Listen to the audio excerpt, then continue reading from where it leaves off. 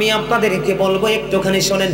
ইয়াজিদের যিনি উপদেষ্টা ছিলেন তার নাম হলো শারজুন বিন মানসুরুর রুমি, যিনি ছিলেন একজন ইহুদি। আপনারা দেখেন না ইসরায়েলে ইহুদিরা কি করতেছে ফিলিস্তিনে? নির্বিচারে বন্ধু, নারী এবং ছোট্ট ছোট্ট শিশু দেখলে কলিজা মারা যায় না, সহ্য করা যায় না। ইহুদিরা বন্ধু ফিলিস্তিনের মুসলমানকে নির্বিচারে হত্যা করছে, করছে কি করছে না? ইহুদিরা বন্ধু যুগে যুগে প্রজন্মের পর প্রজন্ম নবী রাসূলদেরকে কষ্ট দিয়েছেন। সবচেয়ে বেশি কষ্ট আপনার আমার প্রাণের নবীকে বন্ধু দিয়েছে। বলেন না আরো জোরে বন্ধুরি আমার দিকে তাকান। আল্লাহ রাব্বুল আলামিন কোরআনে কি বলেছেন? আল্লাহ বলেছেন ইন্নাল কাফিরিনা কানু লাকুম আদুওয়াম মুবিনা। আল্লাহ বলেছেন দ্য হেরিটেক্স আর the eternal enemy of the believers. আল্লাহ বলেছেন ইমানদারদের প্রকাশ্য দুশমন হলো বেঈমানেরা। আপনি বলেন একজন মুসলমান আসলে কি সত্যিকার অর্থে কোনো বেঈমানের উপদেশ নিয়ে চলতে পারে? কথা বলেন না, সবাই বলেন। একটা ইমানদার কখনো বেঈমানের কথা চলতে পারে? ইয়াজিদ ছিল বন্ধু মুসলমান, নামের মুসলমান, তার মুখে ছিল ইসলামের কথা। তিনি জীবনে মসজিদ ভাঙ্গে নাই, জীবনে মাদ্রাসা ভাঙ্গে নাই, জীবনে প্রকাশ্যে বন্ধু কোরআনের অবমাননাও তিনি করেননি। তিনি যা করেছেন মুখে ইসলাম প্রিয় ভাব দেখিয়েছেন, হৃদয় থেকে ইসলামকে কবরে পাঠানোর চিন্তা করেছেন। জোরে জোরে বলেন না নাউজুবিল্লাহ। ইয়াজিদের উপদেষ্টা ছিল শারজুন বিন মানসুরুর রুমি, যিনি ছিলেন একজন ইহুদি। দিনের বেলা তিনি বানর নাচাতেন। নাউজুবিল্লাহ বলেন না। দিনের বেলা তিনি কি করতেন? বানর নাচাতো। রাতের বেলা হলে বন্ধু মদের আসর বসাতো। আপনারা বলেন তো, আপনারা তো কোরআন হাদিস পড়েন নাই সাধারণ মানুষ, আপনারা বলেন মদ কি হারাম না হালাল? কথা বলেন, কে কে হারামের পক্ষে হাত তোলেন তো? দুই হাত। মদ যে হারাম এটা হাত তোলে দেখান এইভাবে। মদ যে হারাম এটা কি আপনারা সবাই বিশ্বাস করেন?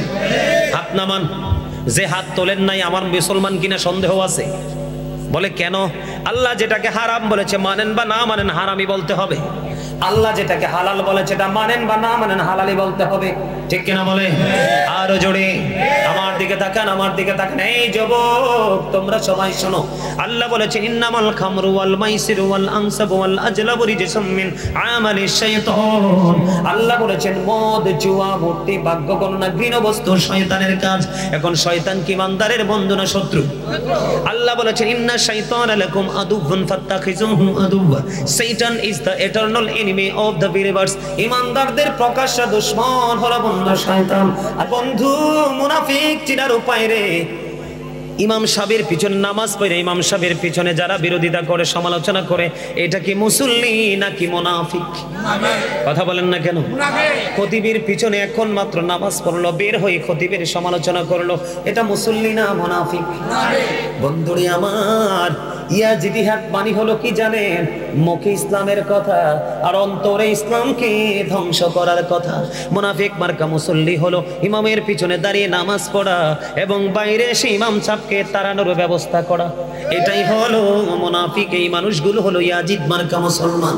এদের সংস্পর্শে থাকা যাবে না। বন্ধু আমার দিকে তাকান। ধীরে ধীরে ধীরে ধীরে বন্ধু কারবালার সময় ঘনিয়ে আসলো। বন্ধু যুদ্ধের সময় চলে আসলো। আমি দূরের কোনো কিছু বলবো না। আমি বন্ধু একে একে যে যুদ্ধ শুরু হয়েছে মর্মান্তিক জায়গাটা নিয়ে কথা বলবো। আমি আগে বলেছি বন্ধুরি আমার, সর্বপ্রথম যুদ্ধের ময়দানে নেমে গেলেন আহলে বাইতের পরিবার থেকে সর্বপ্রথম হযরত আলী আকবর যাইলেন যুদ্ধের ময়দানে। ইয়াজিদ বাহিনী বন্ধু চারপাশে কি করলেন? উত্তপ্ত ছিল, সূর্য ছিল রক্তিম, মনে হয়েছিল সেই দিন আকাশে বন্ধু কান্নার রোল পড়ে গেছে। এমন ছিল অবস্থা। বন্ধু আলী আকবর হযরতে ইমাম হুসাইন রাদিয়াল্লাহু তাআলা আনহুর কাছ থেকে অনুমতি নিয়ে যুদ্ধের ময়দানে চলে গেলেন। এবার বন্ধু যুদ্ধ শুরু করে দিলেন। ইয়াজিদ বাহিনী চারপাশ দিয়ে বন্ধু ধুলাবালিগুলো উড়িয়ে দিলেন। পূবালি হাওয়া বইছে রে, কি করবে? ইয়াজিদ বাহিনীকে ছত্রভঙ্গ করে দিলেন।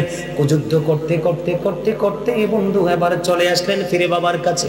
ইমাম হুসাইনকে এসে একটা ডাক দিয়ে বললেন, বাবা গো, বাবা, বাবা গো, পানির পিপাসায় কলিজা ফেটে যাচ্ছে গো বাবা, আমাকে একটু পানি দাও না। ও বন্ধু, যুদ্ধের ময়দানে সত্য মিথ্যার লড়াই হবে। আল্লাহ আল্লাহ রাসূলের বাণীর পক্ষে যুদ্ধ করবে। বন্ধু ইমাম হুসাইন শুষ্ক জিহ্বাটা বের করে দিল। বাবা গো, ও বাবা, তুমি তোমার কাছে যেমন পানির তৃষ্ণা রে, আমার কাছেও তেমনই পানির তৃষ্ণা।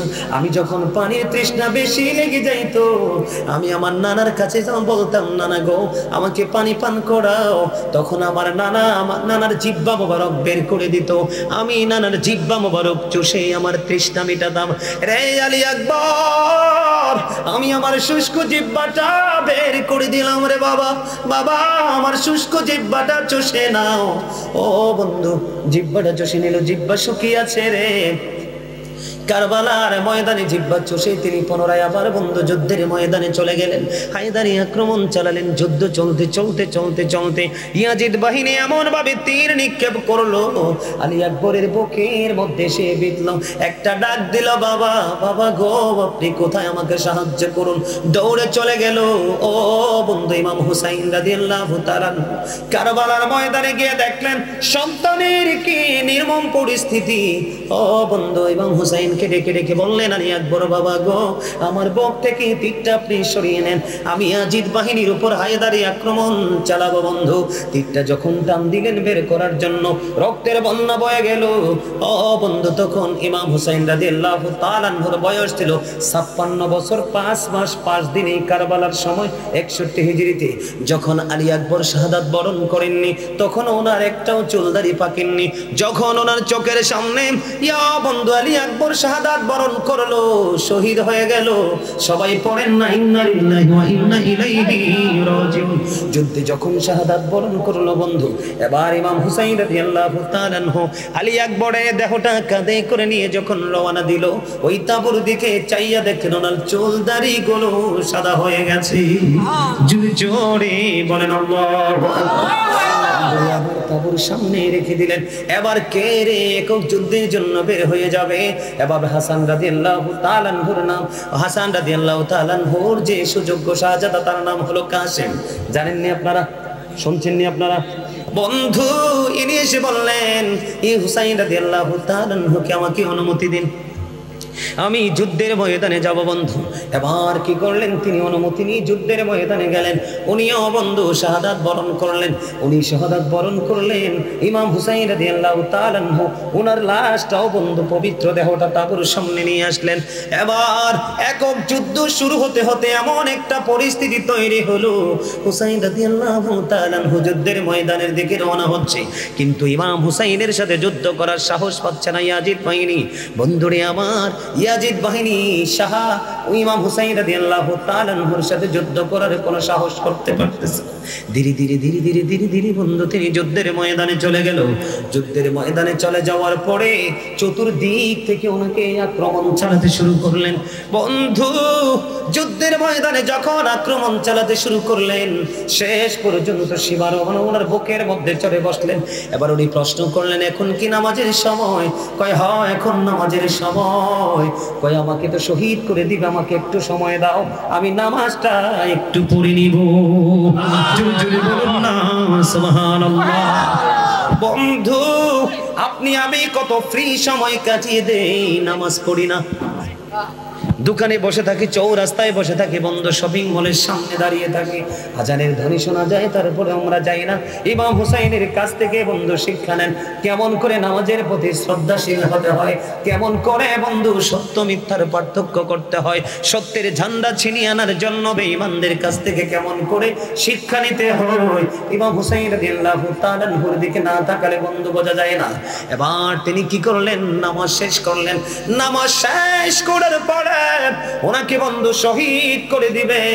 সীমারনের বুকের মধ্যে চড়ে যখন বসলো, এবার সীমারকে ইমাম হুসাইন ডাক দিয়ে বলল, রে সীমার, তোর বুকের জামাটা একটু খুলে দে। সীমার তোমার বুকের জামাটা একটু খুলে দাও। সীমার বুকের জামাটা যখন খুললো, খোলার পরে চাইয়া দেখে রে, তার বুকের মধ্যে সাদা সাদা শ্বেত চিহ্ন দেখা যায়। জোরে জোরে নাউজুবিল্লাহ। কি দেখা যায়? শ্বেত চিহ্ন। চিনেননি শ্বেত? এটাকে হাদিস শরীফে কখনো বলেছে ডবল এবং কখনো কুষ্ঠরোগ।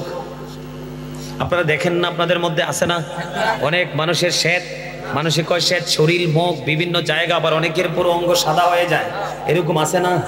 এবার এইরকম যখন সাদা দেখলেন, সাদা দেখার পরে ইমাম হুসাইন একটা ডাক দিয়ে বললেন, এ শিমার, তুই তো সেই বদকিসমত রে, আমার নানা বলে গিয়েছিল, নানা গো, সাদা দাগের কিছু কুকুর, সাদা দাগের কিছু কুকুর আবার সাজানো বাগানকে হরণ করে নিয়ে যাবে রে।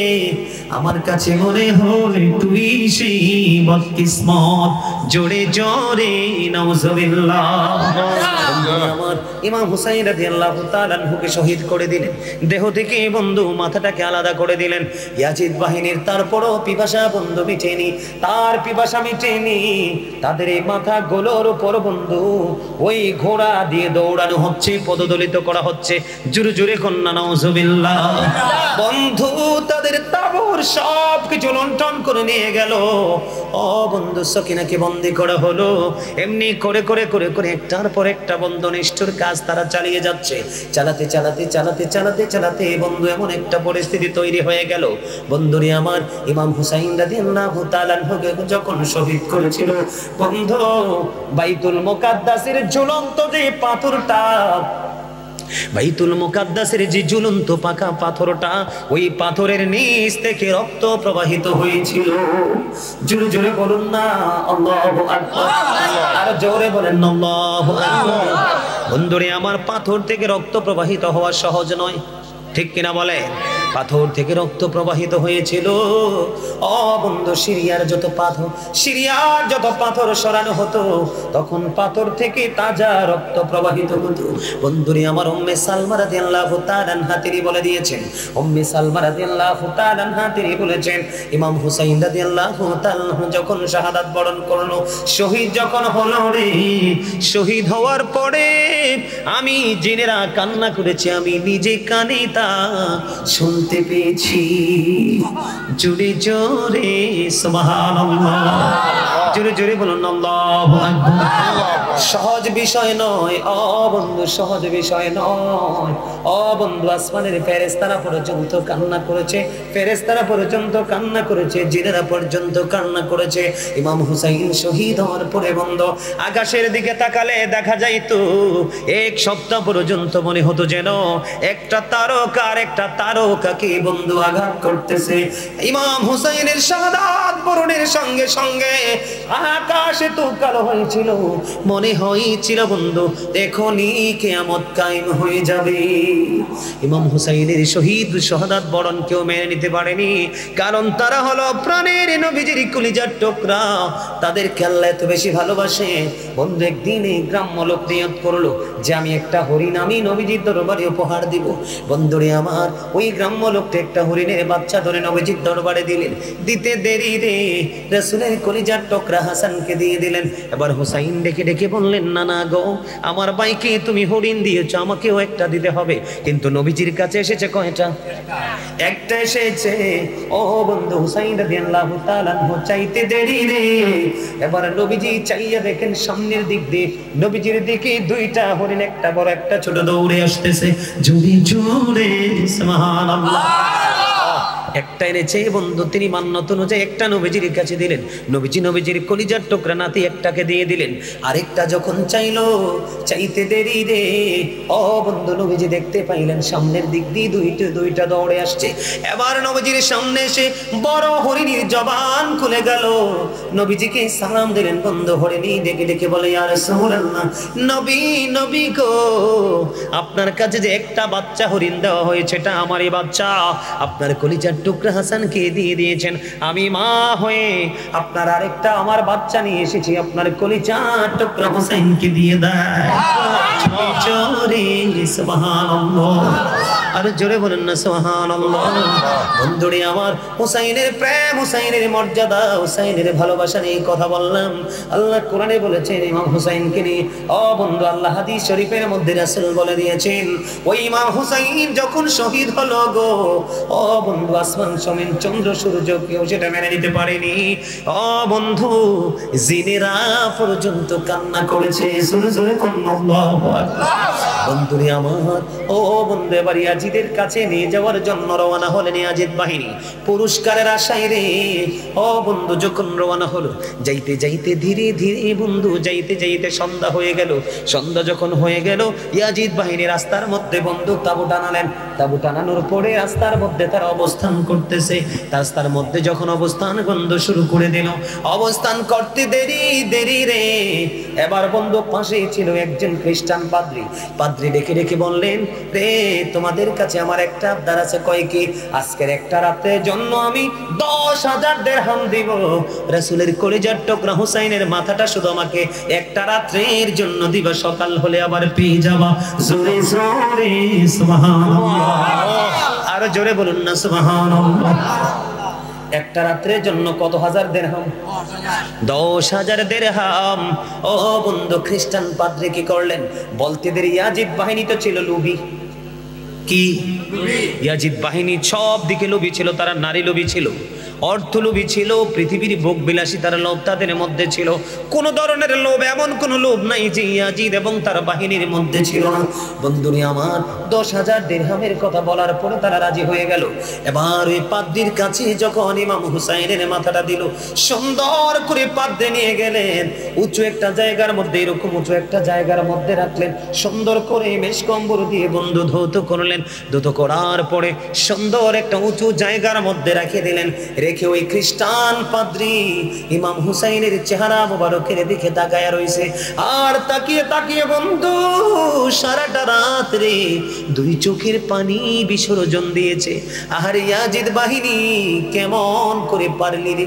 কলিজার টুকরা নবীজির যেই কপালে নবীজি বন্ধু চুমু খেয়েছে, যে গলার মধ্যে নবীজির পবিত্র জবানদার চুমু খেয়েছে, যারাই হবে জান্নাতে যুবকদের সরদার, কেমন করে রে ওই কলিজার টুকরার গলায় ছুরি চালাইলি? সারা রাত বন্ধু একটা খ্রিস্টান পাদ্রী কান্না করতেছে, উত্তম সুগন্ধি দিয়ে ধুয়ে বন্ধু তাকে যত্ন করে রেখে দিল। সারাটা রাত চোখের পানি ঝর্ণার মতো বিসর্জন। এবং তিনি বললেন, খ্রিস্টান পাদ্রী বললেন, আমি চাইয়া দেখলাম সারাটা রাত যেন সাদা একটা নূরের ঝলক যেন সারা রাত ওই মাথাটাকে তওয়াফ করেছে। জোরে জোরে সুবহানাল্লাহ, সুবহানাল্লাহ আলহামদুলিল্লাহ লা ইলাহা ইল্লাল্লাহ, সুবহানাল্লাহ আলহামদুলিল্লাহ লা ইলাহা ইল্লাল্লাহ, লা ইলাহা ইল্লাল্লাহ, লা ইলাহা ইল্লাল্লাহ। ও শাহাদাতের বাণী ঠোঁটে আসিলেন কামলিওয়ালা, শাহাদাতের বাণী ঠোঁটে আসিলেন কামলিওয়ালা।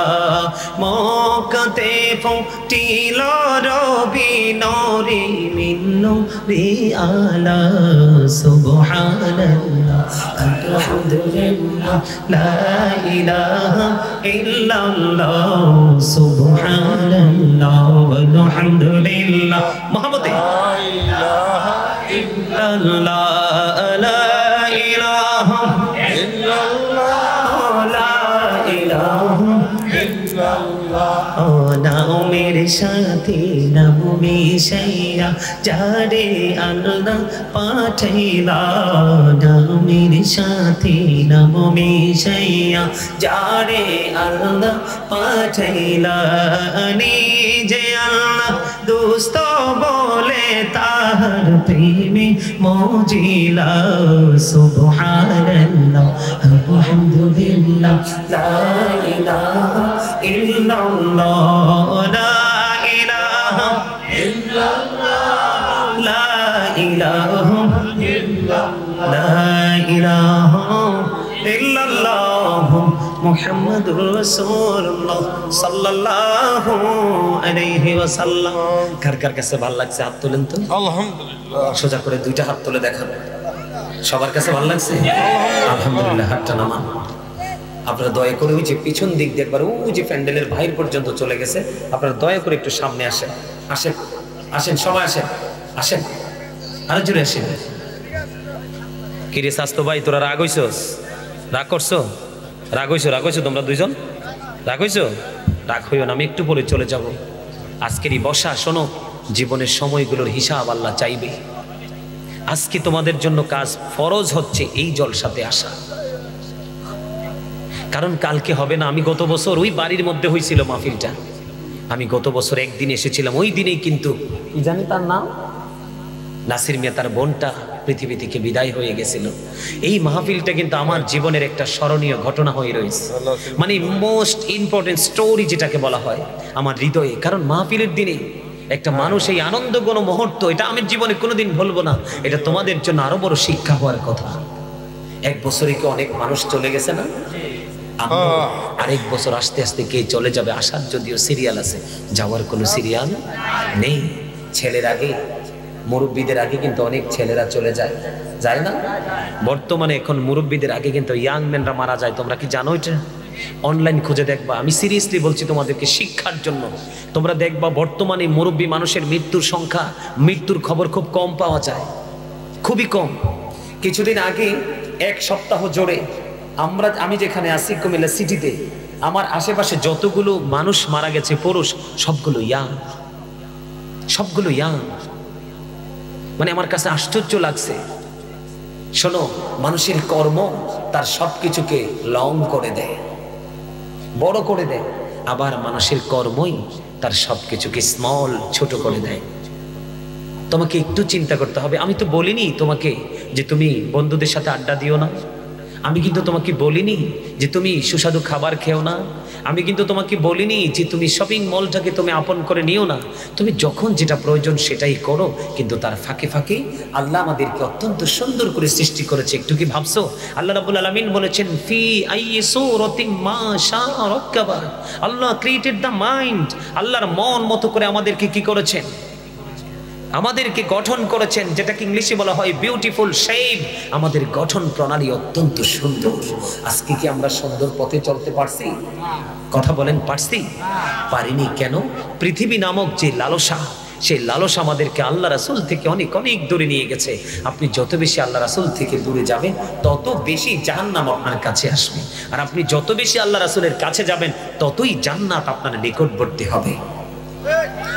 ওমা, আমি তো নিজে থেকে বলিনি, একাধিক রিওয়ায়াতে এসেছে হাদিস খানা। বন্ধুরি আমার, আলোচনায় আমি আবার পড়বে, আবার ফিরে যাব পূর্ণ আলোচনায়। বন্ধু, জন এক ব্যক্তি এসে প্রশ্ন করলো, ইয়া রাসূলুল্লাহ, ইয়া হাবিবাল্লাহ, নবী গো, কিয়ামত কখন হবে গো? আমার নবী বললেন, তুমি কিয়ামতের জন্য কি প্রস্তুতি নিয়েছো? ওই ব্যক্তি বললেন, ইয়া রাসূলুল্লাহ, ইয়া হাবিবাল্লাহ, নবী গো, আমি কিয়ামতের দিনের জন্য কোনো প্রস্তুতি নিতে পারিনি, তবে আল্লাহ এবং আল্লাহর হাবিবকে আমি ভালোবাসি। এই কথা বলতে দেরি আমার নবী উত্তর দিলেন, তুমি যাকে ভালোবাসো তার সাথে তুমি থাকবা। আচ্ছা বলেন তো, এর চেয়ে সহজ কি আর জান্নাতে যাওয়ার কোনো রাস্তা হতে পারে? এটাও আমি মনে করি বর্তমান সময়ের মানুষের জন্য কঠিন। এটাও কিন্তু বর্তমান সময়ের মানুষের জন্য কঠিন। আল্লাহ আরো সহজ করে দিয়েছেন।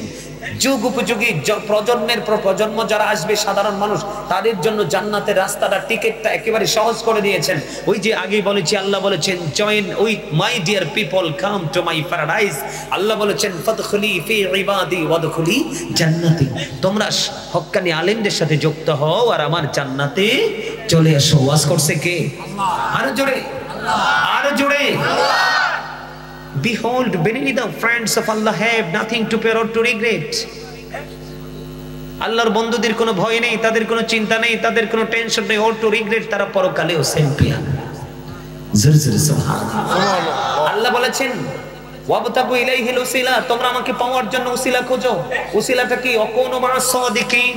আল্লাহ বলেছেন, ট্রুথফুল মেন, হক্কানি আলেম এবং হক্কানি আল্লাহর ওলিরা। জোরে জোরে সুবহানাল্লাহ, আরো জোরে। বন্ধুরে আমার, বলতেছিলাম কারবালার মর্মান্তিক অধ্যায়। ফোরাত নদীর পানি বেঈমান কাফির মুশরিকরা খায় রে। যারা জান্নাতের মেহমানদেরকে রিসিভ করবে, যাদের পাওয়ার মর্যাদা এত বেশি, যাকে নিয়ে আল্লাহ কোরআনে ওয়াজ করেছেন, নবীজি হাদিস শরীফে বয়ান করেছেন, তাদের জন্য ফোরাত নদীর পানি বন্ধ করে দেওয়া হয়েছে। তো কঠোর পরিবেশ, তারপরেও তারা মিথ্যার কাছে মাথা নত করেনি। আপনারা জানেন না, বর্তমানে মানুষকে যদি কয়টা টাকা দেওয়া হয়, না এটাকে অন্যায় করে ফেলে না? বললাম একটু সুবিধা পেলে দেখবেন, একটু সুবিধা দিলে দেখবেন আপনার জন্য জীবন দিয়ে দিবে। কিন্তু বন্ধু ইমাম হুসাইনের সঙ্গীদের কথা, বন্ধু যুবকরা তোমরা শোনো, ইমাম হুসাইনের সঙ্গীরা যখন কারবালা যখন শুরু হয়ে যাবে, মর্মান্তিক ইতিহাস যখন তৈরি হয়ে যাবে, ইমাম হুসাইন ওনার সঙ্গীদেরকে ডেকে ডেকে বললেন, সঙ্গীরা ও সাথীরা, তোমরা তোমাদের আপন আপন ঘরে ফিরে যাও, তোমরা তোমাদের প্রিয়জনদের কাছে ফিরে যাও। ইয়াজিদের টার্গেট হলাম আমি, আমাকে যদি হত্যা করতে পারে, শহীদ করতে পারি, ইয়াজিদের কলেজা ঠান্ডা হয়ে যাবে। কিন্তু ইমাম হুসাইনের সঙ্গীরা ডেকে ডেকে বলেছে, না না, আপনাকে একা রেখে জীবন নিয়ে ঘরে ফিরে যাব না। আজকে যদি আপনাকে রেখে চলে যায়, কাল হাসুরের দিন কেমন করে গো নবীজিকে এই মুখটা আমরা দেখাবো। সত্যটাকে এমন ভাবে তারা প্রতিষ্ঠিত করার দৃঢ় প্রত্যয় তাদের মধ্যে ছিল। বন্ধুরে আমার, আমি আপনাদেরকে আরেকটা গুরুত্বপূর্ণ শিক্ষণীয় একটা জায়গা বন্ধু, যিনি ইয়াজিদ বাহিনীর পক্ষ থেকে বন্ধু, যিনি ইয়াজিদ বাহিনীর পক্ষ থেকে ইমাম হুসাইনকে কারবালা পর্যন্ত, কুফা পর্যন্ত এগিয়ে নিয়ে আসছে, কারবালার ঠিক পূর্বক্ষণে তিনি চিন্তা করলেন আমার একদিকে জান্নাত, আমার আরেকদিকে জাহান্নাম। তার মানে একদিকে হলো ইয়াজিদ জাহান্নাম, আরেকদিকে হলো হুসাইন জান্নাত। আমি নিজে তিনি চিন্তা করলেন, যার নাম হলো হুর। হুর মনে মনে চিন্তা করলো, আমার ডান দিকে জান্নাত অবস্থিত, বাম দিকে জাহান্নাম অবস্থিত। তিনি চিন্তা করতে করতে করতে বন্ধু তিনি সিদ্ধান্ত করলেন, না না, কোনো মানুষ জাহান্নামে যেতে চায় না, আমি আমার জন্য জান্নাতটাই বেছে নিলাম। একটু মন দিয়ে শুনবেন, অত্যন্ত গুরুত্বপূর্ণ জায়গা, বিবেকবানদের জন্য শিক্ষার জায়গা। যেই ব্যক্তিটা ইমাম হুসাইনকে শহীদ করার জন্য কুফা পর্যন্ত নিয়ে আসলেন, ঠিক শহীদের কিছুক্ষণ আগে উনি মনে মনে ডাকতে থাকলেন। এবার ইমাম হুসাইনকে ডেকে ডেকে বললেন, হে আলী মোকাম, বলেন গো, আমি তো আপনাকে কুফা পর্যন্ত নিয়ে এসেছি, শত্রুদের একবারে আপনার শত্রুদের অভ্যন্তরে আপনাকে নিয়ে এসেছি, এখন আর ফিরে যাওয়ার কোনো সময় নেই, সুযোগ নেই গো। আমি যদি এই মুহূর্তে আপনাকে ভালোবাসি, আল্লাহর দরবারে তওবা করি, আমার তওবা কবুল হবে কিনা? ইমাম হুসাইন রাদিয়াল্লাহু তাআলা আনহু বললেন, তুমি যদি সত্যিকারী হৃদয় থেকে যদি তওবা করতে চাও, আল্লাহ তওবা কবুল করবে। ও বন্ধু, ইয়াজিদ বাহিনীর যিনি বীর ছিলেন রে, সবচেয়ে বড় ক্ষমতাধর ছিলেন, যিনি ইমাম হুসাইনকে কুফা পর্যন্ত নিয়ে আসলেন, তিনি বললেন, না না, আমি ইয়াজিদ বাহিনীর হয়ে কাজ করব না, হুসাইনের পক্ষ হয়ে কাজ করব। বন্ধু তিনি কি করলেন? তিনি ইমাম হুসাইনের কাছে আসতে চাইলেন, ইমাম হুসাইন তাকে ডাকলেন, তুমি আমার কাছে আসো। এবার হুর ডেকে ডেকে বলল, না না, আমার এই সুস্থ শরীর আপনার কাছে যাবে না, যদি আপনাকে শহীদ করে গো, আপনার দলের পক্ষ থেকে যদি কেউ সর্বপ্রথম শাহাদাত বরণ করে, আমি আপনার জন্য সর্বপ্রথম আপনার দলের হয়ে শহীদ হব। জোরে জোরে সুবহানাল্লাহ। বন্ধুরে আমার, যিনি পাহারা দিয়ে নিয়ে আসলেন বন্ধু ঘটনার পূর্বক্ষণে আলী মোকাম আহলে বাইতকে ভালোবাসলেন, হুর তিনি জান্নাতি হয়ে গেলেন। সুবহানাল্লাহ। বন্ধুরে আমার, আমি আবার আপনাদেরকে একটুখানি বলবো, সময় অনেক হয়ে গেছে বন্ধু, আমার দিকে তাকান। আমি আপনাদেরকে বলতে চাই, আপনারা মনে মনে ভাববেন যে হুজুর কারবালার ইতিহাস, কারবালার এই যে মর্মান্তিক অধ্যায় নিয়ে মুহররম আসলে সবাই আলোচনা করে, কিন্তু এখানে পার্থক্যটা কি? বন্ধুরে আমার, ইয়াজিদ কোনো হিন্দু ছিল না, কোনো খ্রিস্টান ছিল না, কোনো বৌদ্ধ ছিল না, কোনো ইহুদি ছিল না, ইয়াজিদ তো একজন মুসলমান ছিল। নাউজুবিল্লাহ বলেন না? কিন্তু এই মুসলমান হলো মুনাফিক মার্কা মুসলমান, বেঈমান কাফের মুশরিকদের সাজেশনে যিনি চলতেন। জোরে জোরে কন্যা নাউজুবিল্লাহ, আর জোরে বলেন।